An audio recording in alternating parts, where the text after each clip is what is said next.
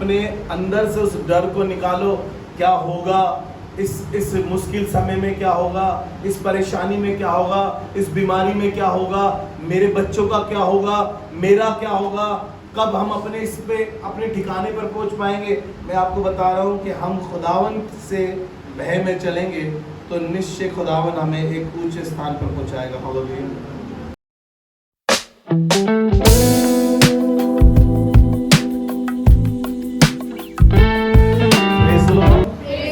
Hallelujah. Hallelujah. परमेश्वर का धन्यवाद करते हैं। आज की सुबह में असेंबली ऑफ बिलीवर चर्च बादली में आप सबका स्वागत है।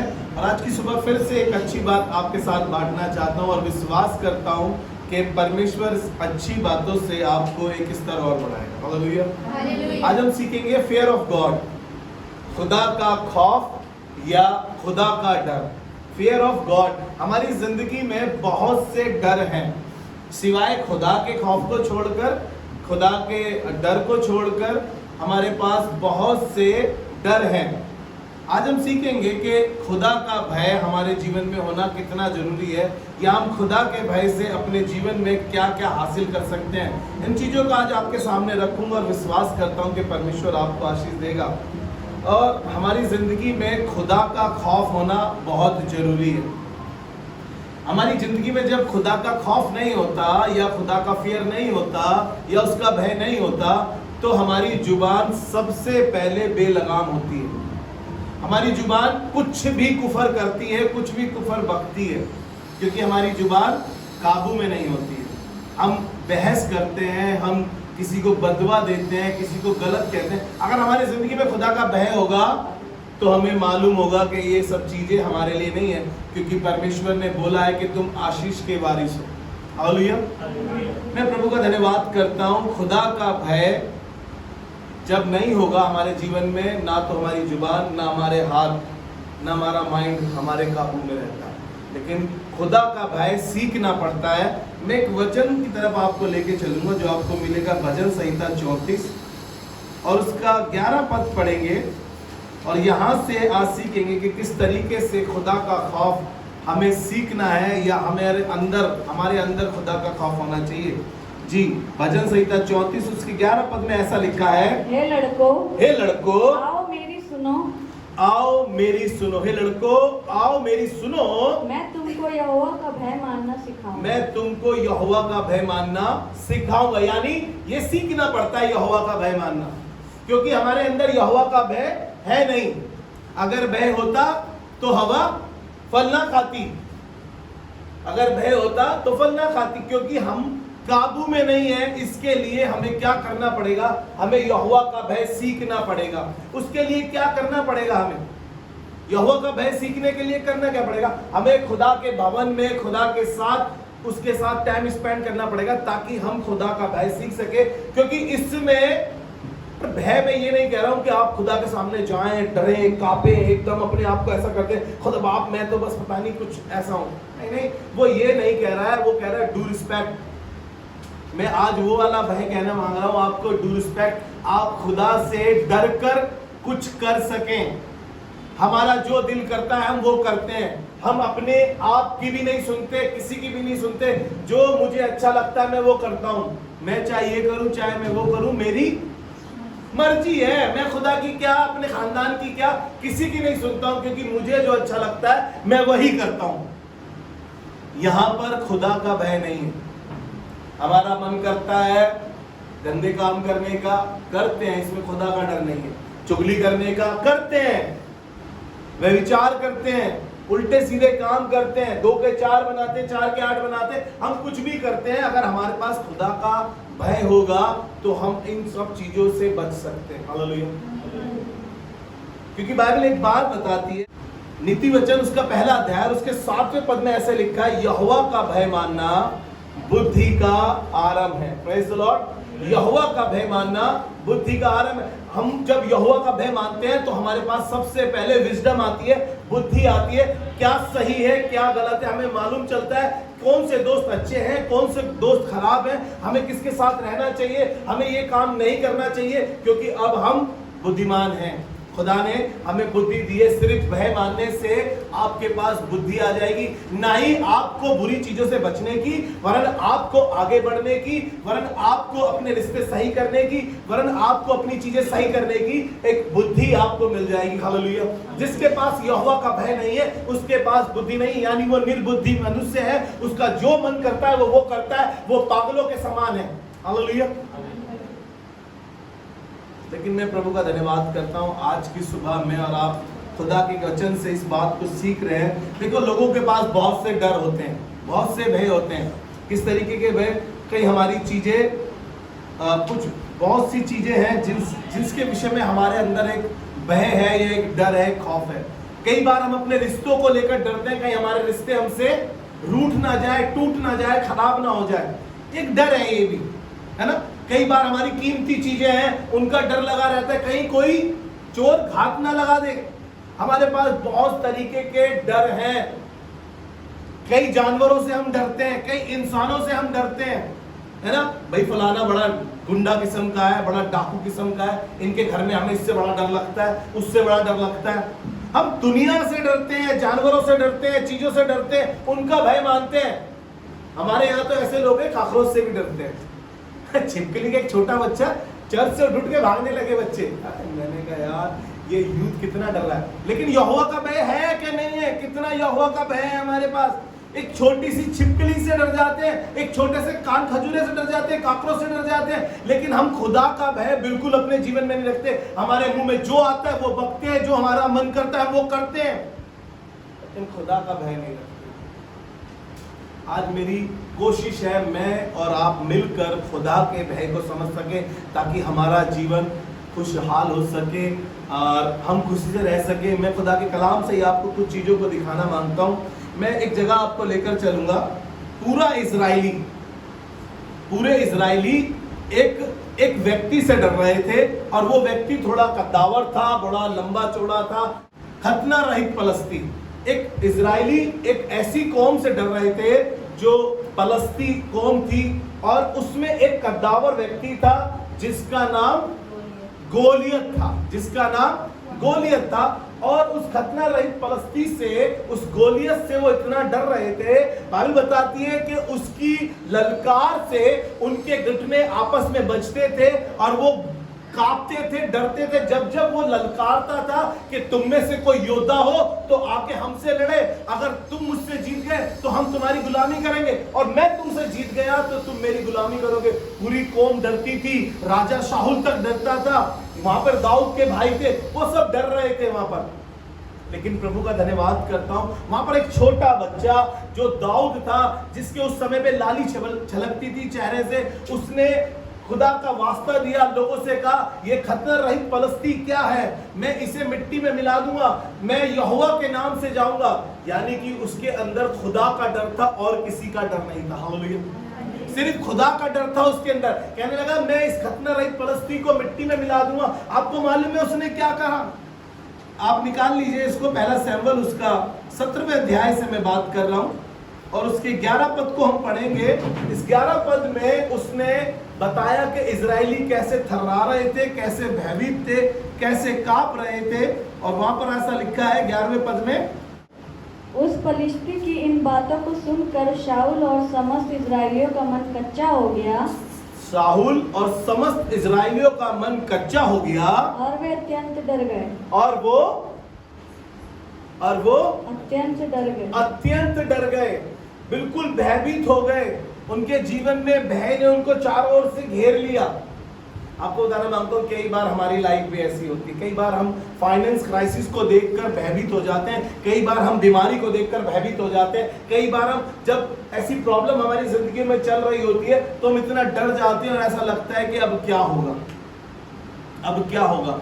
ये भी उस खतना रहित पलस्ती गोलियत को देखकर इतना डर गए कि ये अत्यंत भयभीत हो गए।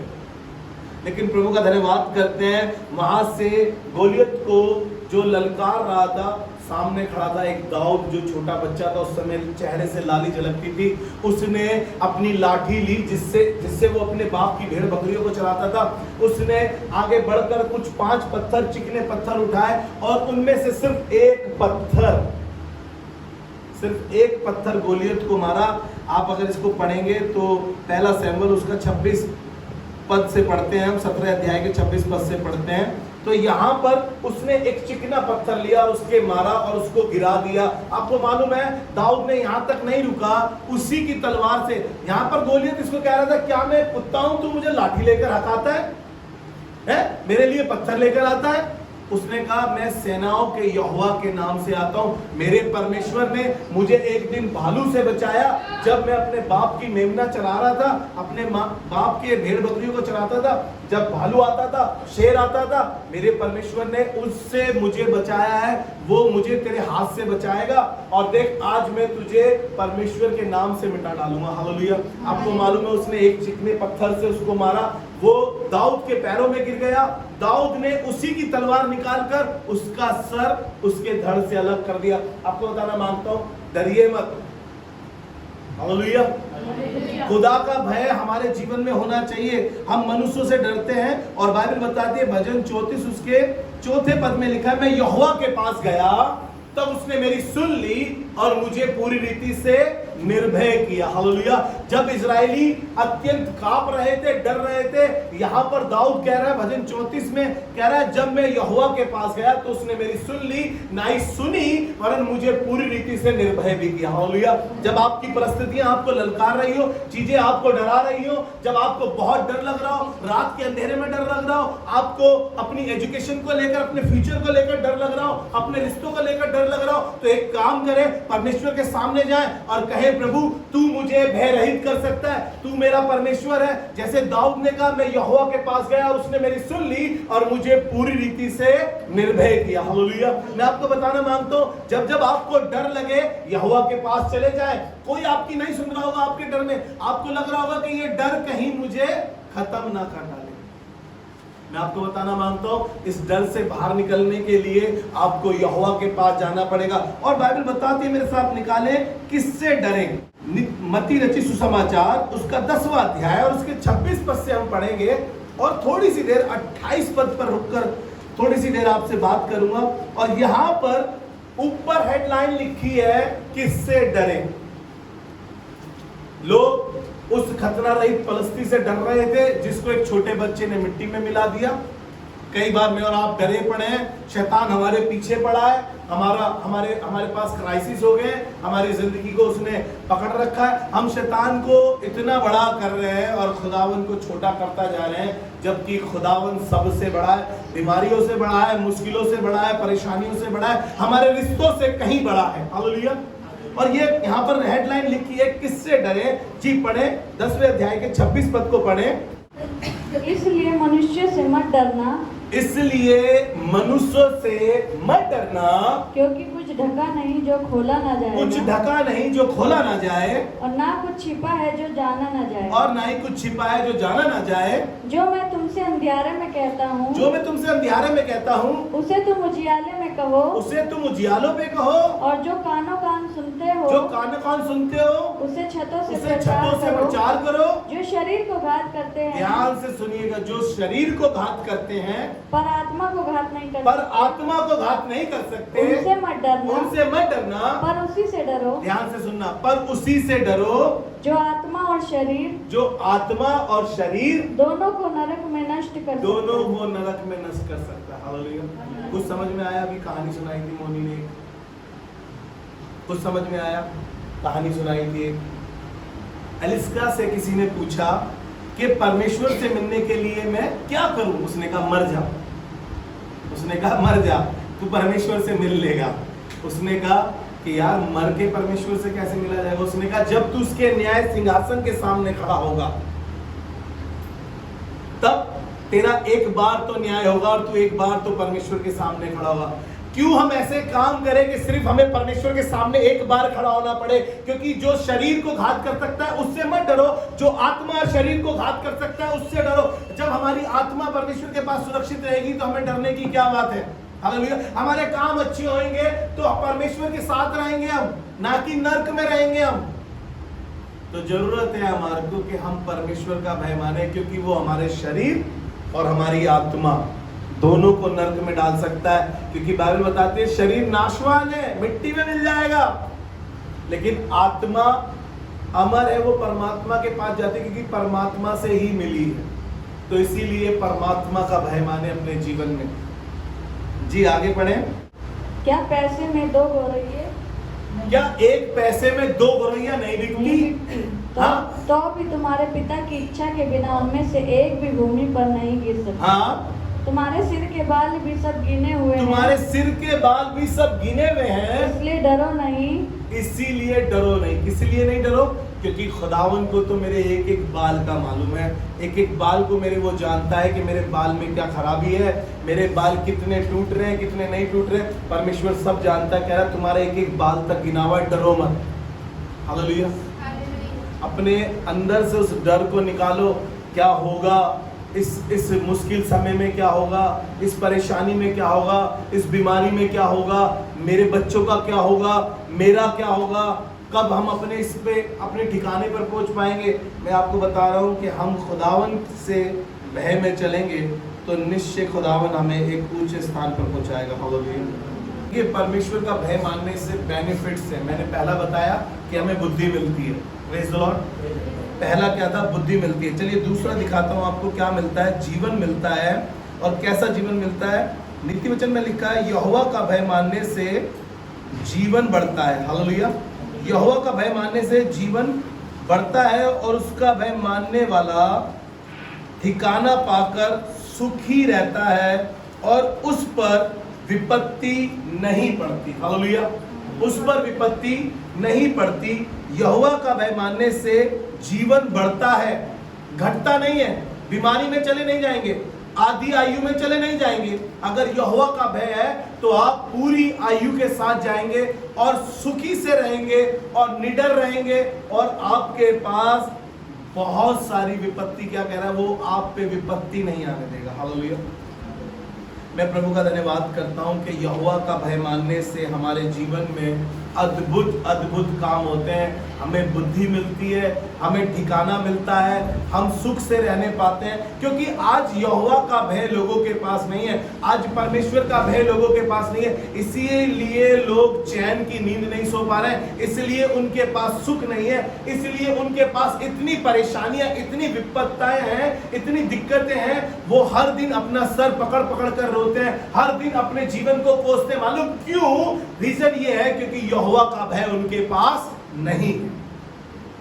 और जिसके पास यहोवा का भय है उसके लिए कह रहा उसका जीवन बढ़ता है, उसका जीवन बढ़ता है और वो सुख से रहता है और उसके लिए एक ठिकाना है और उस पे विपत्तियां नहीं है। हालेलुया।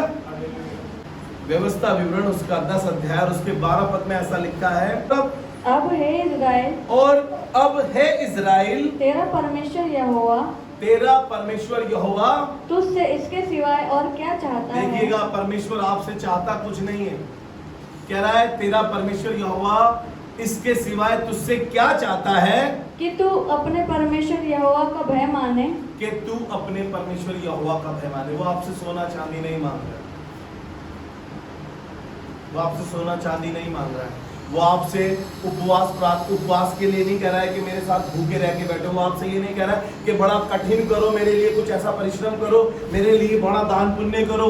नहीं, वो कह रहा है कि तेरा परमेश्वर यहोवा इसके सिवाय तुझसे क्या चाहता है? कि तू उसका भय माने और उसके सारे मार्गों पर चले, और उसके सारे मार्गों पर चले, उससे प्रेम रखे, उससे प्रेम रखे और अपने पूरे मन और अपने सारे प्राण से उसकी सेवा करे, और अपने सारे मन, अपने सारे प्राण से उसकी सेवा करे। Praise the Lord. परमेश्वर ये नहीं कह रहा है कि आधे अधूरे मन से, जब दिल करे तब, मूड के हिसाब से करना, जेब के हिसाब से करना, हालात के हिसाब से करना। नहीं, खुदा कह रहा है अपने सारे मन से करना बेटा, अपने सारे प्राण से करना बेटा। चाहे तुम्हारा शरीर साथ ना दे रहा हो, चाहे तुम्हारी जुबान साथ ना दे रही हो, क्योंकि अगर जुबान मूसा की खराब थी, अगर मूसा भी कहता मैं तो बद्दा हूं भाई, जुबान का हकलाओ मेरे बस की नहीं है, फिरौन के पास जाना, तेरी कौम फिरौन से डरती है, मैं नहीं जाऊंगा फिरौन के पास बिल्कुल भी, मैं हकलाऊं, मैं क्या कहूंगा उससे। खुदा ने कहा भाई तू जा तो सही, देख मैं तेरे आगे हारून को भेजता हूं, जो तेरे मुंह का काम करेगा, मुंह को बनाने वाला मैं हूं। वो कह रहा है कि अपने सारे मन से, अपने सारे प्राण से जाकर खुदा की सेवा कर। आधे अधूरे मन से नहीं कह रहा है। एक्सक्यूज मत दीजिए खुदा को एक्सक्यूज नहीं दीजिए कि कैसे करूं, बड़ी परेशानी है, बड़ी दिक्कत है, इस बार ना बड़ा खर्चा हो गया, इस बार ना बड़ा दर्द है, कैसे जाऊं भवन में, कैसे किसी के घर विजिट करूं, कैसे जाऊं किसी के लिए प्रार्थना के लिए, वो तो मुझसे बात ही नहीं करती हैं। तो अब आप एक्सक्यूज नहीं मांगना। वो कह रहा है सारे मन, अपने सारे प्राण और अपनी सारी शक्ति से खुदा की सेवा कर। और इससे ज्यादा खुदा कुछ नहीं चाहता कि तुम उसका भय मानो। और भय मानने के लिए आप कितनी किताबें पढ़ लीजिए, है ना, लेकिन खुदा का भय आपको इस किताब में मिलेगा, इस वचन में मिलेगा जिंदा। हालेलुया। ले व्यवस्था उसका 19 अध्याय और उसका 32 पद। आज हम सीख रहे हैं फियर ऑफ गॉड, खुदा का भय या खुदा का खौफ जब हमारे जीवन में आएगा तो परिस्थितियां, चीजें कैसे बदलती है। मैं आज कोशिश कर रहा हूं कि अपने अंदर से दुनिया का डर, बेरोजगारी का डर, रिश्तों का डर, चीजों का डर, जानवरों का डर, ये डर निकाल कर अपनी जिंदगी में सिर्फ एक भय रखूं जो यहोवा का, टू रिस्पेक्ट। वो वाला डर नहीं कह रहा हूं कि भाई साहब उसे देखकर छिप जाओ, उससे मुंह फेर लो, उसके सामने मत आओ। नहीं, खुदा बाप ने तो अब अलाउ करा है कि तुम अति पवित्र स्थान में आ सकते हो उसके सामने। हालेलुया जी। पढ़े ले व्यवस्था उसका 19 अध्याय उसका 32 पद। यहाँ पे ऐसा लिखा है, ध्यान से सुनिएगा जवानों, अपनी जुबान के विषय में सुनिएगा, अपने, क्योंकि तुम में यहोवा का भय नहीं है, इसलिए तुम इतनी गलतियां करते हो, इसलिए तुम ऐसे काम करते हो कि बड़े लोग तुम्हारे को हर दिन कुछ ना कुछ ऐसा कहते हैं, क्योंकि तुम में ये कमी है। और बाइबल इस बात को कह रही है जी। पढ़े, पक्के बाल वाले के सामने उठ खड़े होना। ध्यान से सुनिएगा क्या कह रहा है, पक्के बाल वाले के सामने उठ खड़े होना। कई बार हम इतने आलसी हैं, कोई हमसे बड़ा खड़ा है लेकिन हम पसरे पड़े।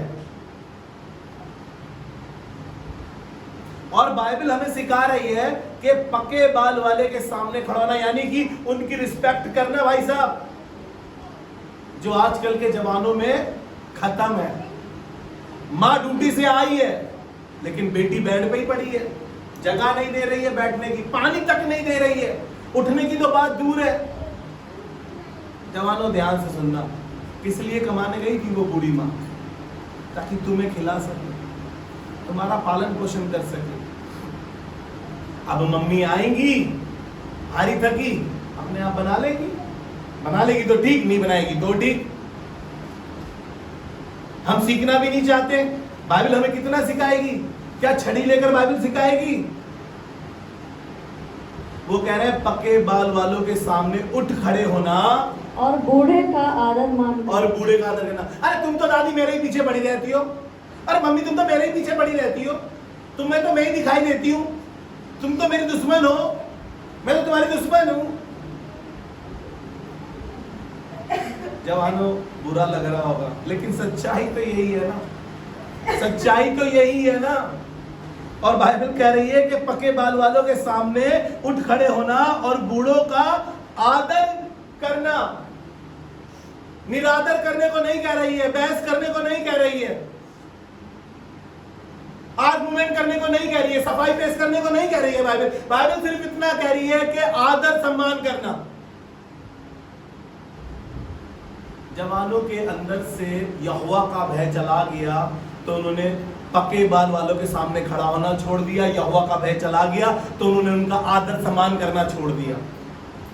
और देखिए आगे क्या कह रहा है जी, आगे सुने। और अपने परमेश्वर का भय निरंतर मानना। और अपने परमेश्वर का भय संडे यूथ मीटिंग में, थर्सडे मीटिंग में मानना बस। अगर आप यहोवा का भय निरंतर मानेंगे तो आप पक्के बाल वालों के सामने खड़े हो जाएंगे। जब आप यहोवा का भय निरंतर मानेंगे तो अपने बड़ों की इज्जत करना शुरू कर देंगे। जब आप यहोवा का भय मानेंगे निरंतर तो आपको बुद्धि मिलनी शुरू हो जाएगी। कमी सारी यही है कि हमने यहोवा का भय मानना। आजकल क्यों रो रहे माँ बाप, क्यों रो रहे माँ बाप? दिन रात मेहनत करके उन बच्चों का पालन पोषण करा, आज वो बच्चे शादी करके चले गए। अब वो कह रहे हैं कि भाई हमारी माँ बहस बहुत करती है, हमारे बाप में कमी है, हमारी माँ में कमी है। अच्छा, तुम्हारी बीवी तो मतलब पूरा फरिश्ता है और तुम भी फरिश्ते हो, तुमसे ना गलती होती ना तुम्हारी बीवी से गलती होती, इसलिए तुम थैला बांधते हो। तुम अब कमाने वाले बन गए, माँ बाप ने झाड़ू पोछा करा, फैक्ट्रियों में काम करा, तुम्हें पढ़ाया लिखाया बड़ा करा ताकि तुम फैक्ट्री में काम ना करो। अब तुम इस लायक बन गए तो तुम ये कह रहे हो कि चलो भाई अब हम अपना अलग रहेंगे, तुम अपना अलग रहो। अगर पूछे क्यों तो फिर बोलते हैं यार मम्मी की इसकी बनती नहीं है, पापा हमारे ये बात करते हैं। अच्छा बेटा, पहले भी पापा यही बात करते थे, पहले भी मम्मी ऐसी बोलती थी, मम्मी की पहले भी वही एकड़ी थी, आज भी वही एकड़ी, क्योंकि वो तो मम्मी है, वो तो पापा है, उनकी तो हैकड़ी तब भी ऐसी थी और अब भी ऐसी है। बेटा अब तुम क्यों बदलना चाह रहे हो? क्यों? क्योंकि तुम्हारे कान भरने के लिए कोई है, क्योंकि तुमने यहोवा का भय मानना छोड़ दिया। और यहोवा का भय होता तो आप अपनी बीवी को भी समझा लेते, अपनी वाइफ को समझाते, अरे नहीं नहीं गलत बात है, वो तो पढ़े हैं, बाइबल बताती है पक्के बाल वालों की रिस्पेक्ट करो, उनका आदर सम्मान करो। अगर तुमने ही नहीं भय माना खुदा का तो तुम्हारे अपने बच्चे या अपने लोग क्या मानेंगे?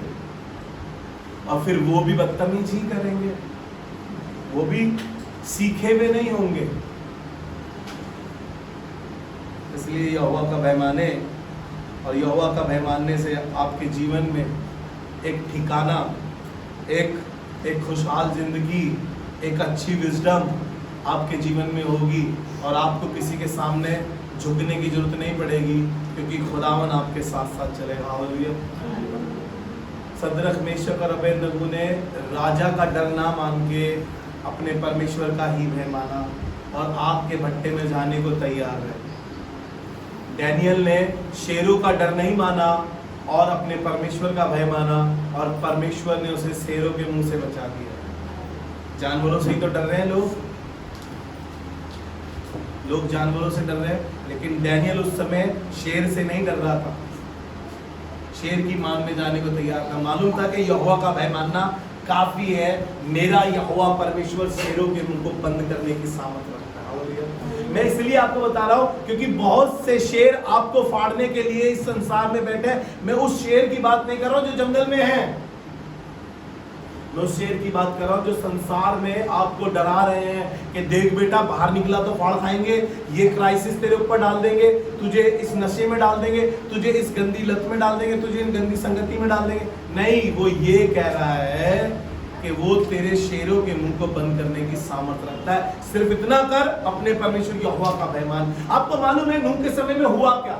नूह के समय में ऐसा ही था। नूह कह रहा था कि परमेश्वर जल प्रलय करने पर है, परमेश्वर लोगों को बनाकर पछताता है। अब वो ये कह रहा है कि वो इस संसार से सबको खत्म कर देगा, लेकिन उस समय लिखा है परमेश्वर की निगाह नूह पर पड़ गई जो धर्मी था और यहोवा का भय मानने वाला था। हालेलुया। 6 अध्याय के 9 पद में लिखा उत्पत्ति के कि वो यहोवा का भय मानने वाला था, खराई से चलने वाला था। आपको मालूम है हुआ क्या? यहोवा का भय मानने से वो और उसका खानदान बच गया। सिर्फ यहोवा का भय मानने से। अरे 100 साल लगे उसको वो जहाज बनाने में। लोग कहने लगे पागल है, नूह चाचा पागल है, नूह दादा पागल है, नूह ताऊ पागल है। जो जनरेशन आती गई उसको वो दादा चाचा फूफा जो कहती थी सब कहने लगे पागल है यार, हमारे पिताजी चले गए, वो चले गए, ये चले गए। ये पागलों की तरह यहोवा का भय मान के लगा पड़ा इस जहाज को बनाने में। आपको मालूम है वो जहाज बना रहा था यहोवा के भय में, और यहोवा ने उसे और उसके खानदान को सिर्फ इस बात से बचाया क्योंकि वो यहोवा का भय मानता है। हालेलुया। मेरी और आपकी जिंदगी में इंसानों का डर ज्यादा है, चीजों का डर ज्यादा है, लोगों का डर ज्यादा है, फ्यूचर का डर ज्यादा है। अरे यहोवा का भय मानोगे तो आप सुख से रहने पाओगे। यहोवा का भय मानोगे, आपके पास ठिकाना नहीं है। मैं आपको बता रहा हूं जिस दिन यहोवा का भय मानोगे उस दिन खुदावन आपके लिए एक अच्छा ठिकाना बना देगा। हालेलुया।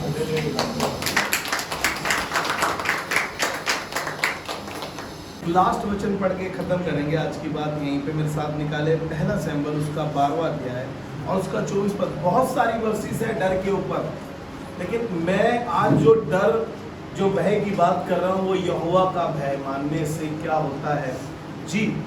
केवल इतना हो कि तुम लोग यहोवा का भय मानो। Praise the Lord. केवल इतना हो कि तुम यहोवा ही का भय मानो। अरे नहीं, जानवर का भय मान लो, फाइनेंस का भय मान लो, अपनी जिंदगी से जितना डर है उन डरों में फंसे रहो अपने।